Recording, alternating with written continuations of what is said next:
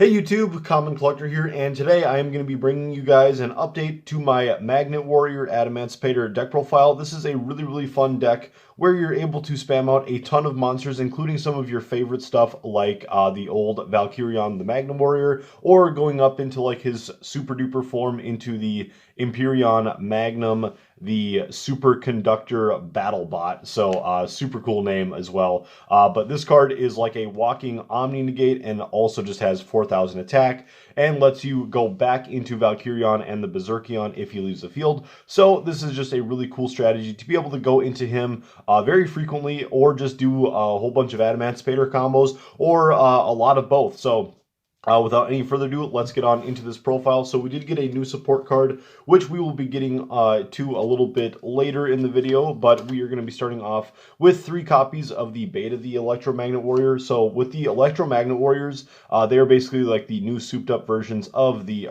regular Magnet Warriors. So here we have the beta, and with all of them, they have the effect with during your opponent's turn, you can quick effect tribute this card and then special summon another level 4 Magnet Warrior monster from your deck, which is really cool. Just to be able to get into your Delta or your Epsilon. Epsilon is the new card, which is really super duper nice to be able to get some nice effects off, because with the Delta, when that card is sent to the graveyard, you're able to actually float on into the Valkyrion, which is cool. But with this card, when it's normal or special summoned, you're able to add a level 4 or lower Magnet Warrior from your deck to your hand. Then we go on into 3 copies of the Gamma. We're playing all of the regular Electromagnets at 3 just to add consistency, and so that we can get off our combos as many times as possible, because you can banish these guys from the graveyard a whole bunch and keep going on into like Berserkion and stuff like that, which is really cool. So with this card, when this card is normal or special summoned, you're able to special summon another Magnet Warrior from your hand. So this adds to hand, this specials from hand, and then with the 3 copies of Alpha, this card is actually able to add either your Berserkion or your Valkyrion from your deck to your hand, which is also very nice. Then we're going to get on into our 2 copies of the Valkyrion. I like playing this card at 2. It can get a bit bricky, but this is actually a 44 card list, I believe.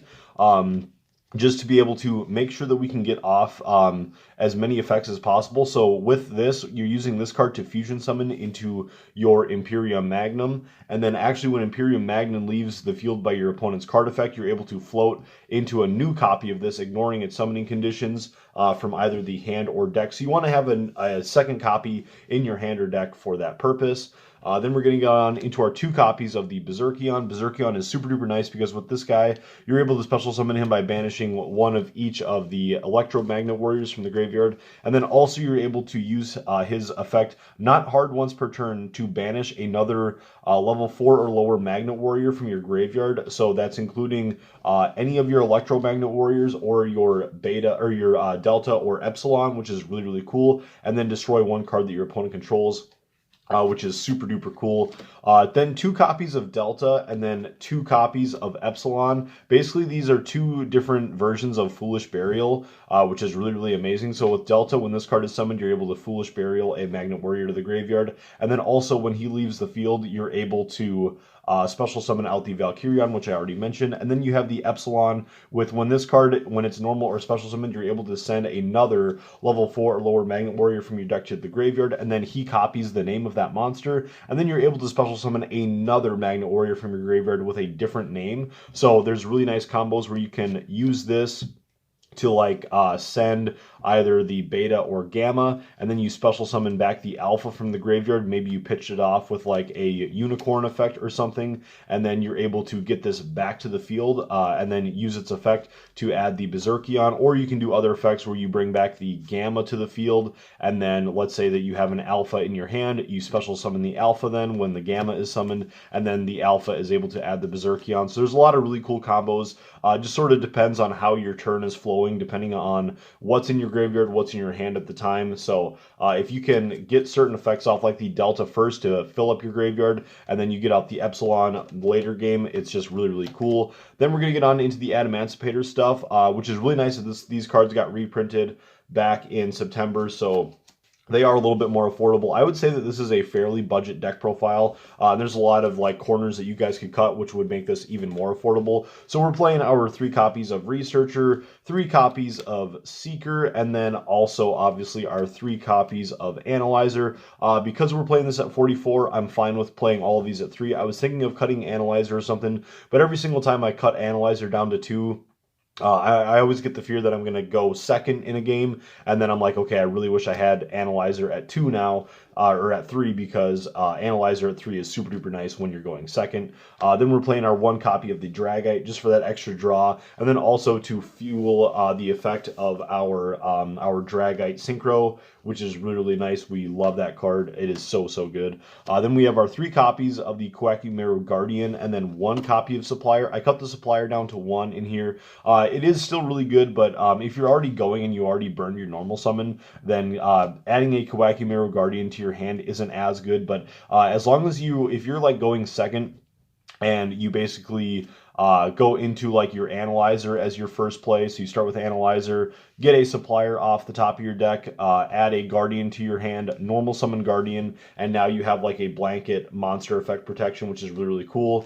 Then we have our 1 copy of Nibiru, just getting on into some of the randos. Then we have our 2 copies of Doki Doki. Also, this is just kind of awkward because generally you play Doki Doki as a 3 of, but this deck can special summon so much, and you're going to eventually find your Doki Dokis, and you don't want to run into too many of him, so I think that running him at 2 is fine. And then Nibiru is searchable through your Gallic Granite, which is amazing, so we only need to play that at 1. Then going on into 1 copy of Plague Spreader Zombie. This is your only non-rock monster. It is kind of nice to play a non-rock in case you get hit by certain floodgates or something like that, where you're locked into like only playing like one of each type, you know, like with Tickboo and all that stuff. So it's just nice to have this. If you don't want to play Plague Spreader Zombie, you could also play the Rock Band Xeno Guitar. This is just 1 card that I cut, but I think it is still a nice option because with this card, let's say that you had to recite or that you had to pitch off both of your copies of like your Valkyrion. So if you pitched both Valkyrions to the graveyard and then you just want to get like 1 back for your Empyreon or something to get back to your hand or to your deck, the Xeno Guitar can do that. Or if there's just like an Adamancipator or something that you want to recycle, again, the Xeno Guitar is really, really nice for that. I just can't facilitate its effect too often, so I thought that Plague Spreader was more nicer and more generic and can be sent by Halka Fibrax, which is really cool.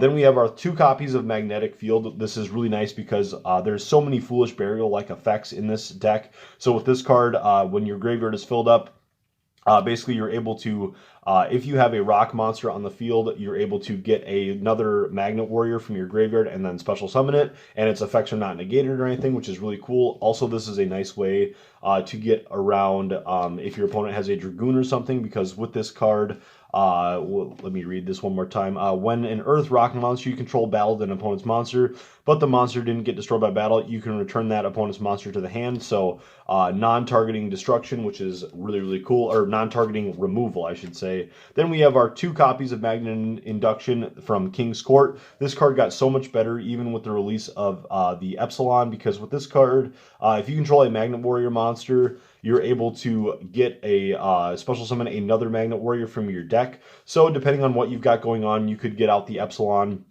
if your graveyard is fueled up enough, and then you could really pop off from there. 2 copies of Adamancipator Signs. If you guys wanted to play this deck at 45, you could add a 3rd copy of it. I just thought it was fine because we are still playing the 1 copy of Monster Reborn, because why not? Because if your opponent has something really, really nice in their graveyard and you want to bring that back, then Monster Reborn is a nice answer for that. We have 1 copy of Called by the Grave, so our combos can go off. And then, of course, the 1 copy of Polymerization, so that we can go into our Empyreon. That is going to do it for the 44-card main deck. I'm really happy with how it turned out. It flows really nice. It does not brick very often. So far, I have been really, really happy with how this has been working so far. Let's get on into the extra deck. So for the extra, we are playing, of course, the 1 copy of the Imperium Magnum. So with this card, must be fusion summoned with the Valkyrion and Berserkion. And then once returned during either player's turn, when an opponent activates a spell or trap card or a monster effect, negate the activation, and then destroy that card, which is really, really cool.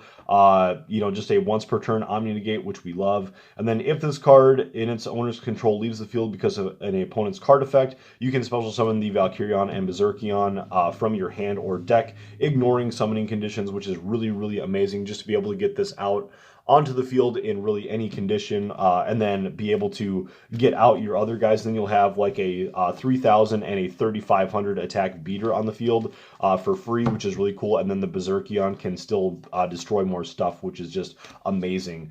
Then getting on into the Adamancipators, we're playing the one Raptite, the one Leonite. Leonite's the first one that you could probably cut, but I just still like playing all of them. Then we have our one copy of Dragite, one of my all-time favorites. He is just so good, being able to bounce up to 5 cards on your opponent's side of the field. And we are playing a super heavy monster lineup.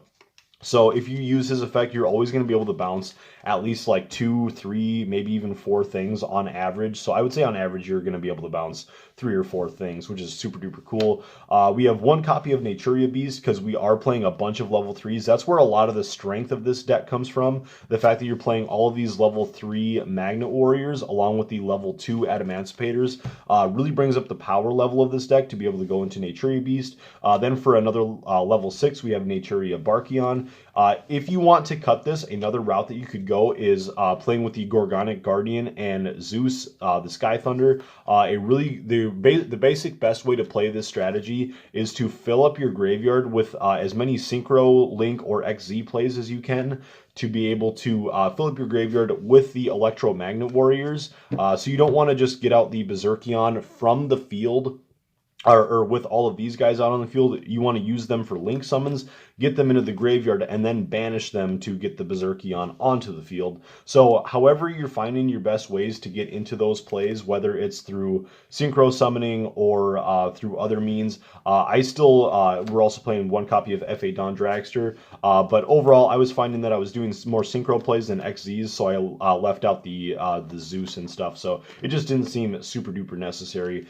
Then for our last synchro, we're playing one copy of Borreload Savage Dragon. For the Link monsters, then we're getting into a little bit more of the more expensive stuff when we get to this part of the extra deck. So we are playing one copy of Anaconda just to be able to pitch that Polymerization and then go for our Empyreon. One copy of Halqifibrax, which is really nice to be able to get that Plague Spreader zombie out of the deck and then be able to use Plague Spreader zombie for other means. One copy of IP Masquerena, one copy of Nightmare Unicorn, one Appaloosa Bow of the Goddess, probably one of the most used cards that you're going to be going into, one Access Code Talker. Again, if you can't afford the Access Code Talker, you can go for other means. Zeus is still pretty expensive, but you can go for the Zeus play, or you can go for Boral Sword or just other Link or Synchro plays, and then one copy of our Gallic Granite to round off this 15-card extra deck. So thank you guys very much for watching. I hope you guys enjoyed this one. Again, please subscribe to the channel if you guys haven't already. This was a really, really fun one to do. I was really excited when we got the new Epsilon for the support for the deck. He is really, really, really good. I think maybe people are underestimating how good he is. He does so much for the deck. So thank you guys so much for watching. Please subscribe if you guys haven't already, and we will catch you guys for the next profile. Peace.